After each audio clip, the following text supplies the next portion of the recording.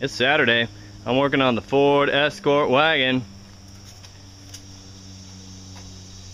Best car I ever had. So I'm replacing a strut in the back here, coil spring and whatnot. What have I done so far? First step, according to Haynes, is to unscrew the speaker grill. There you see it dangling down there. I did indeed unscrew it. Took it off, and then I popped out these little plastic nut things that are junk. Oh, these are terrible after, well, 18 years of being in a car. These guys here. And some other flavor of plastic junk nut as well. Probably get some spare ones of those from the auto parts store for a few dollars. Put in new ones. And you can see that I'm about to remove the top of the strut. This is not the next step. The next step after taking off those speakers is, well, one at a time, is that you remove the rear wheel. So I loosen the lug nuts, and then what do I do next? Oh yeah, see that, put a jack stand in there? Mm-hmm, sure did. Jacked it up, put a jack stand right there. I put it on the rear stabilizer bar. That guy right there. I put it right under the rear stabilizer bar. It's pretty comfortable. I already did the left side earlier. And then I popped off the wheel and blocked up both the front wheels. See that? Can you see that? Wow, it's kind of weird. Yeah, there we go. Okay, so then I got this wheel off here, and then I can start to see what's going on with the strut. Strut decided, well, the left side broke, and the right side was soon to follow. Under weight, all 4 of these rings were touching. It was awful. So right now it's dangling, and it's kind of, it's not actually a broken strut, but the spring has probably rusted away. The old one had rusted right through at this point here. Yeah, boy. And anyway, it's time for it to come off, and I got a new one straight from China. Great. Not a lot of options there. And then the fun bit is getting the bolts out of here and here. And so I actually found that on the other side there were new bolts. Oh, my little boy has these 2 bolts here. Let's show him the 2 bolts. The original bolt looks like this, and it's actually a pretty neat bolt because sucker's got a thicker shank right here than it does right here. So it bears on the thicker shank, but the thinner shank goes right through for an easy install. And then the threads are a little bit bigger than the shank in the middle also.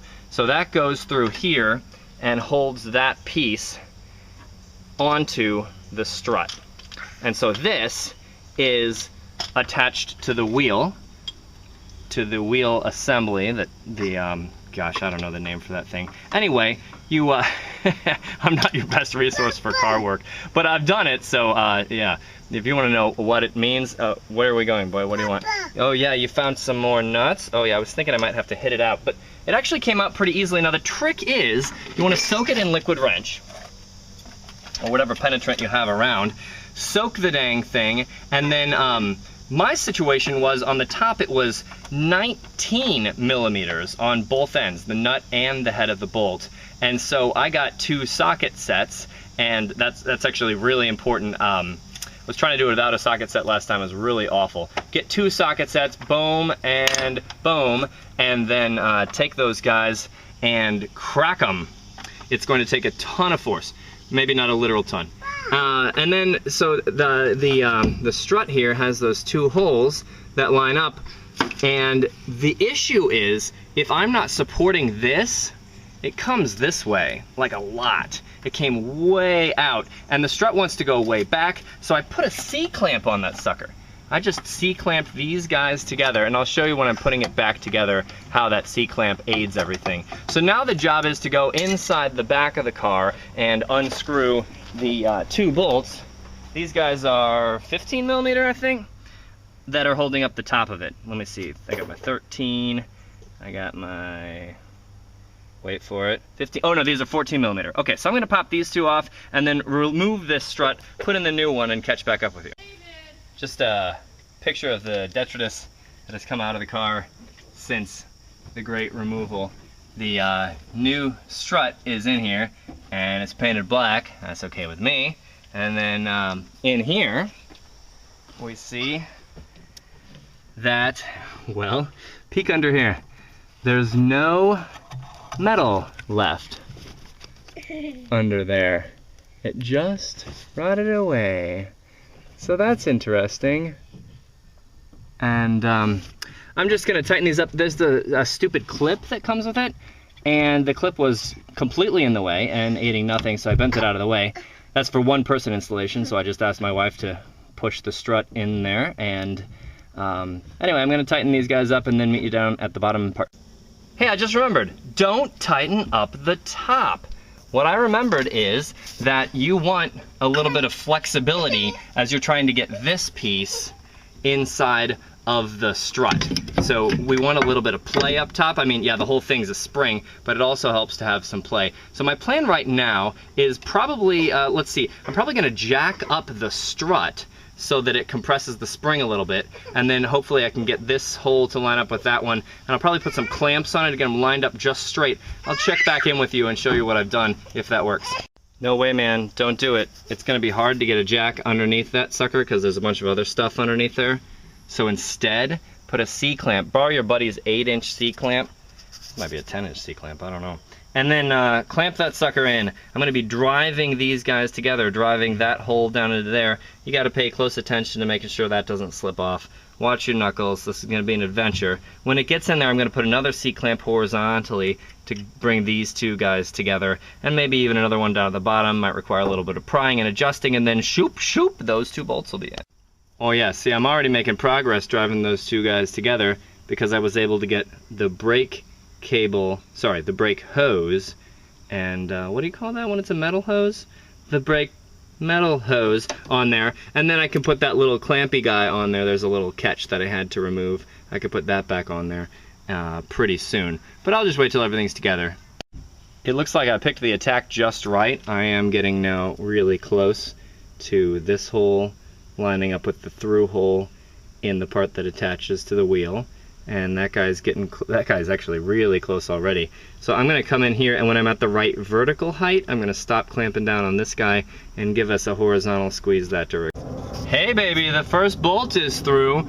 Now this is actually a significant cause for celebration. Last time I did this, I ended up getting it a little bit off kilter, and I thought I'd just pound it in with a hammer over here. That of course screwed up these threads so much that I then had to take it out and actually Dremel out the threads again so that I could actually get the nut back on. I went to AutoZone, and they don't carry this, this bolt set, and I'd probably have to go to a dealer for that kind of thing with the weird threading.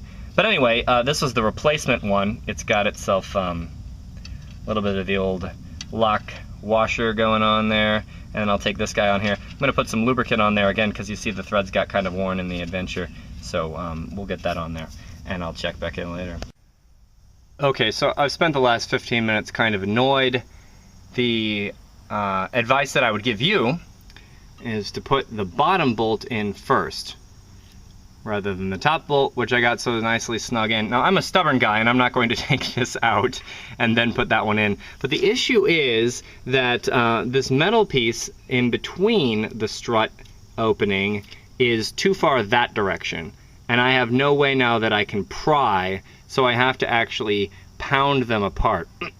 I tried tapping up here with a hammer to no avail. I tried lifting up the entire assembly, and that didn't help either. What I've got here is a pinching at the bottom, and this is a little bit loose. It's got a little play in it, so it should be able to shift if it wanted to. So now my plan is there's a little opening between that cylinder and this flat place, and I'm gonna drive a punch into there to pry those guys apart, and I'm gonna drive them apart until this opening is a straight through, and then I'll pound the bolt in and I'll pop out the punch, and I will be happy that that's over. This is an annoying part. Well, you know, they say Doc makes all the stupid so you don't have to. I finally got this punch into that space underneath there. Where? Right here? Yeah, right there. I got the punch into there. And then I found that pounding the punch wasn't working because I was running into a bunch of stuff underneath, but I realized that the punch could be used as a pry bar. So I took the punch out this direction, and it pried those suckers away, and it's actually not that much force keeping them in. So as soon as I was prying them apart a little bit, slipped that bolt right in. Now I'm gonna put a nut on that sucker and then put everything back together. We will be pretty much finished. Oh, by the way, remember we did not tighten the bolts up at the top. the nuts on those bolts. So we're gonna do that, and we're gonna get everything nice and crisp. I have already attached the clip that goes onto here, and then I'm just gonna put on the wheel and start driving around.